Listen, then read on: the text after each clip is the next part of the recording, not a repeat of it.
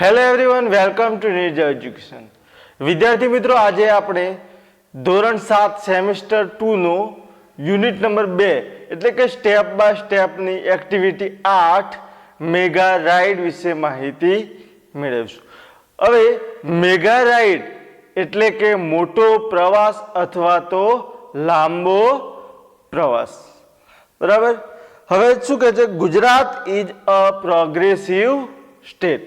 Progressive એટલે પ્રગતિશીલ. તો કે ગુજરાત એક પ્રગતિશીલ રાજ્ય છે.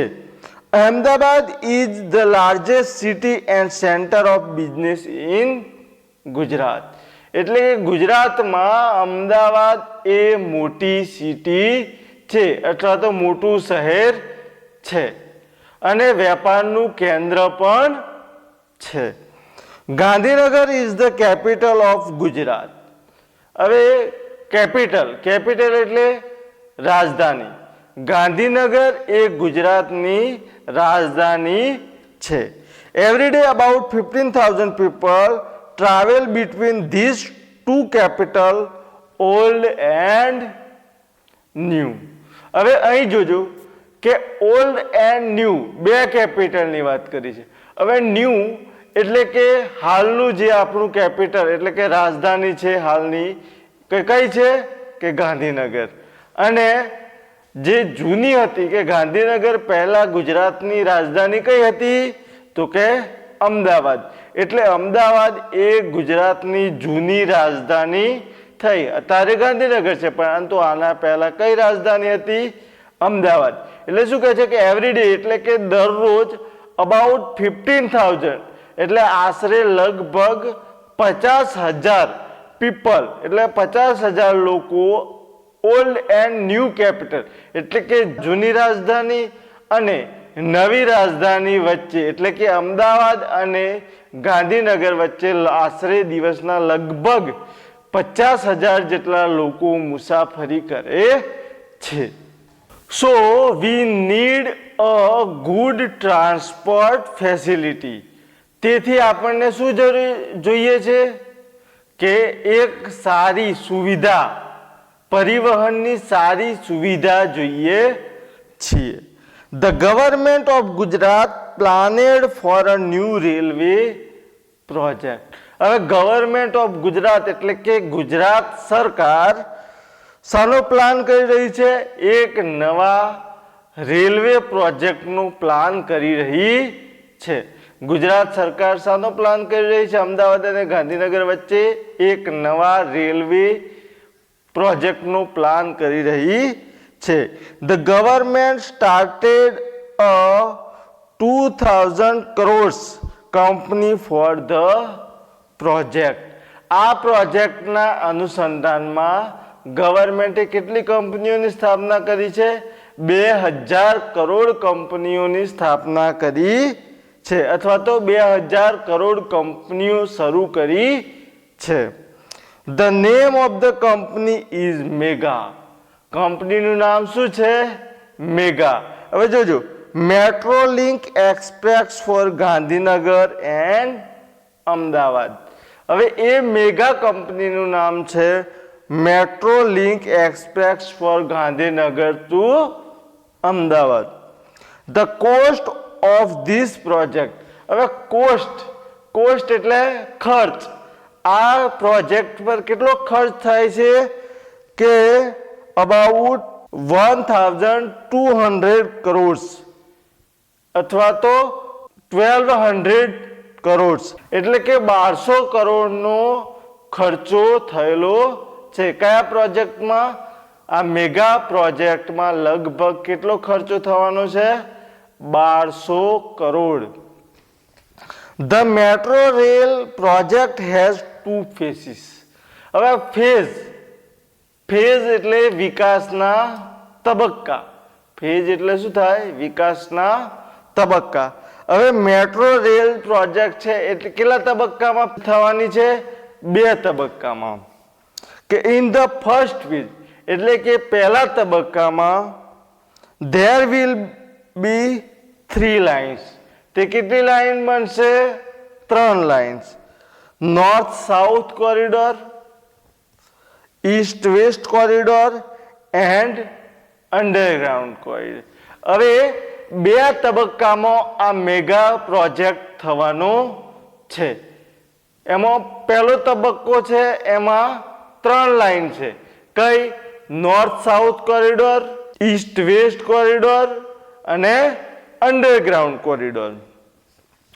Total length of the 3 lines will be 76 km. બધી લાઈનોની કુલ લંબાઈ કેટલી થાય છે? 76 એટલે કે 76 કિલોમીટર. બધી 3 લાઈનોની ટોટલ લંબાઈ કેટલી થાય છે? 76 કિમી. The north south corridor will be connect Ashram road to Gandhinagar. હવે જે નોર્થ સાઉથ કોરિડોર છે એ આશ્રમ રોડને ક્યાં જોડે છે? કે ગાંધીનગર સાથે જોડે છે. The corridor will be 32.65 કિમી લોંગ. હવે કેટલો લાંબો છે? 32.65 કિલોમીટર લાંબો રસ્તો છે, જે અમદાવાદના આશ્રમ રોડને ક્યાં અડાડે છે? ક્યાં સુધી પહોંચાડે છે? ગાંધીનગર સુધી પહોંચાડે છે. It will start from APMC. તે શરૂઆત ક્યાંથી થાય છે? તે મેટ્રો ટ્રેનની APMC માંથી. પછી વાસના ઓન નેશનલ હાઈવે 8A, એટલે કે it will start from APMC વાસના ઓન નેશનલ હાઈવે 8A. તે ક્યાંથી ચાલુ થાય છે? કે વાસના હાઈવે 8A પર જે APMC આવેલી છે એ APMC થી તેની શરૂઆત થાય છે. It will pass through Vasna, Paldi, VS hospital and town hall. ક્યાં થઈને પસાર થાય છે? તો કે વાસના, પાલડી, VS હોસ્પિટલ અને ટાઉન હોલ થઈને એ મેટ્રો ટ્રેન પસાર થવાની છે. ક્યાંથી ક્યાં સુધી જશે? તો કે આશ્રમ રોડથી ગાંધીનગર. એનું ઉદ્ગમ સ્થાન કયું છે? તો APMC વાસના road 8A. This line will cross the east-west corridor at income tax junction.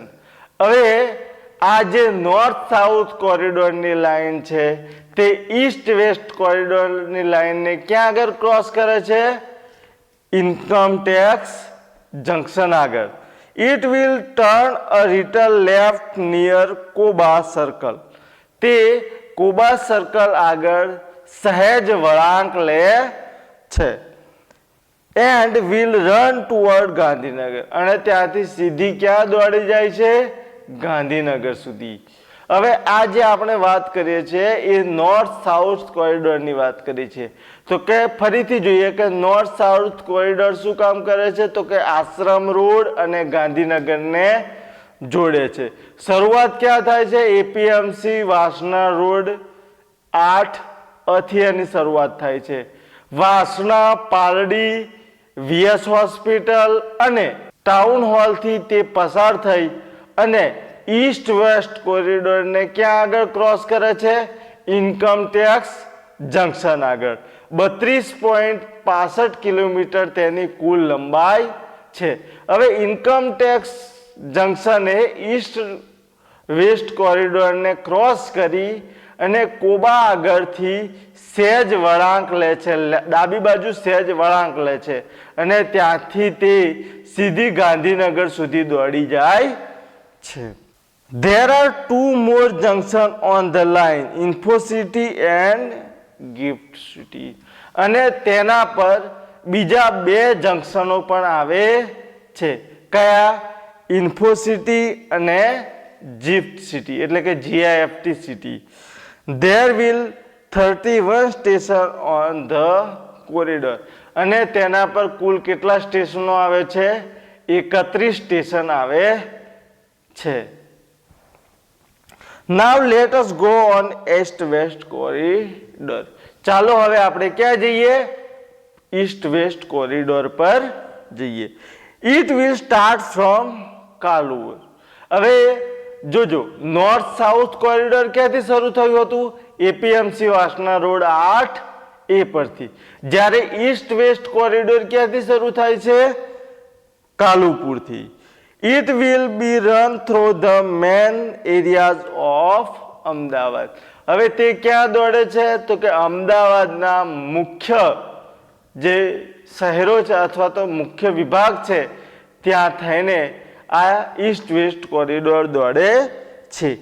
Than the line will turn south towards IT circle. હવે આરટી સર્કલથી તે શું કરે છે? સાઉથથી આગળ નીકળે છે. Then the line will turn south towards IT circle. એટલે કે આરટી સર્કલથી તે સાઉથ એટલે કે દક્ષિણ દિશા તરફ વળાંક લે છે. કઈથી? આઈટી સર્કલ આગળથી તે દક્ષિણ દિશા તરફ વળે છે. It will go toward commerce crossing. હવે તે ક્યાં આગળ વળે છે? કોમર્સી ક્રોસિંગ આગળ વળે છે. Thaltej crossing will be the last station of this route. હવે આ રૂટનું છેલ્લું સ્ટેશન કયું છે? થર્ટેજ ક્રોસિંગ અથવા તો Thaltej Tekra. Thaltej crossing is the last station of this route. આ રૂટનું છેલ્લું સ્ટેશન કયું છે? Thaltej crossing. It will be the terminus of the east west corridor. એટલે ટર્મિનસ એટલે અંત. ત્યાં આગળ તેનો અંત આવે છે અથવા તો છેલ્લું સ્ટેશન છે, લાસ્ટ સ્ટેશન એટલે terminus. Total length of this line will be 10.90 કિમી. એટલે કે 10.90 કિલોમીટરની ટોટલ લંબાઈ છે. કોની? ઈસ્ટ વેસ્ટ કોરિડોરની. It will connect the eastern end western Ahmedabad. તે પૂર્વ અમદાવાદને પશ્ચિમ અમદાવાદ સાથે જોડે છે. ફરી એક વખત આપણે ઈસ્ટ વેસ્ટ કોરિડોર વિશે માહિતી લઈએ કે ઈસ્ટ વેસ્ટ કોરિડોર ક્યાંથી શરૂઆત થાય છે? કાલુપુરથી. તેની ટોટલ લંબાઈ કેટલી છે? 10.90 km. હવે તે ઉત્તર દિશા તરફ થોડો વળાંક લે છે. ક્યાંથી વળાંક લે છે? આઈટી સર્કલથી. તેનું છેલ્લું સ્ટેશન કયું છે? Thaltej crossing. Most of the metro route will be on the pillars and overbridge. એટલે કે મોટા ભાગના રેલવે પુલ ક્યાં બનેલા છે? પિલ્લર પર અને અથવા તો ઓવરબ્રિજ પર બનેલા છે. This will be cancelled elevated route, જેને આપણે ઊંચો માર્ગ કહીએ છીએ. હવે એલિવેટેડ એટલે ઊંચો માર્ગ. હવે મોટા ભાગના રૂટ ક્યાં છે? ઊંચા માર્ગ પર લીધેલા છે. The travelers will enjoy the beautiful scenes in the town. હવે મુસાફરો જે છે તે આ શહેરના બ્યુટીફુલ એટલે કે સુંદર જગ્યા નિહાળવાનો લાભ લે છે. It will be a lovely view to see metro trains running on elevated tracks. અને શહેરને પણ જે એલિવેટેડ એટલે કે ઊંચા માર્ગો પર થઈને જે મેટ્રો ટ્રેન દોડે છે તેને નિહાળવાનો અદ્ભુત લાવો મળે છે. You will be able to travel without tickets in this metro rail. હવે તમે આ મેટ્રો રેલમાં ટિકિટ વગર પણ મુસાફરી કરી શકો છો. હવે આ મેટ્રો ટ્રેનમાં શું શું સુવિધાઓ આપેલી છે તેની અહીં વાત કરી છે કે તમે અહીં ટિકિટ લીધા વગર પણ આ મેટ્રો ટ્રેનમાં મુસાફરી કરી શકો છો. You can use smart card facility, તમે સ્માર્ટ કાર્ડનો પણ ઉપયોગ કરી શકો છો. You can enter a station with your smart card, તમારા સ્માર્ટ કાર્ડની મદદથી તમે સ્ટેશનમાં પ્રવેશ લઈ શકો છો. You swipe the smart card at your exit station, અને છેલ્લા સ્ટેશને પણ તમે તમારું કાર્ડ સ્વીપ કરી શકો છો. The system will be automatic count the travel charge. એનો ફાયદો શું થશે કે તે ટ્રાવેલ્સનો જેટલો ચાર્જ થાય છે તે સિસ્ટમ એટલે કે જે છે જે પ્રકારની સુવિધા તે ઓટોમેટિક એટલે તેની પોતાની જાતે જ ગણતરી કરી લે છે. The train will run without drivers. હવે જે આ ટ્રેન છે એ ડ્રાઈવર વગર દોડવાની છે. બટ યુ નીડ નોટ વરી, પરંતુ તમારે ચિંતા કરવાની જરૂર નથી. Technology will take charge of the safety, એટલે કે ટેકનોલોજી તેને તમારી સુરક્ષા માટેની જવાબદારી લે છે અથવા તો તે જવાબદાર છે. CBTC એટલે કે communication based train control. Signalling technology will make your travel safe. હવે આપણી મુસાફરી સેફ કોણ બનાવે છે? તો કે CBTC એટલે કે કોમ્યુનિકેશન બેઝડ ટ્રેન કંટ્રોલ આપણી મુસાફરીને સેફ બનાવે છે. All metro cars will be air conditioner. હવે દરેક મેટ્રો કાર કેવી હોય છે? AC. The train will travel the maximum speed of 110 km per hour. હવે મેટ્રો ટ્રેન કેટલી ઝડપે દોડવાની છે? 110 કિલોમીટર પ્રતિ કલાકની ઝડપે આ મેટ્રો ટ્રેન દોડવાની છે. રેડી ફોર ધ રાઇડ એટલે મુસાફરી કરવા માટે તૈયાર રહો. વિદ્યાર્થી મિત્રો, જો તમને આ વિડીયો ગમ્યો હોય તો લાઈક કરો, શેર કરો અને અમારી ચેનલ એટલે કે નિર્જા એજ્યુકેશનને સબસ્ક્રાઈબ કરો. ધન્યવાદ.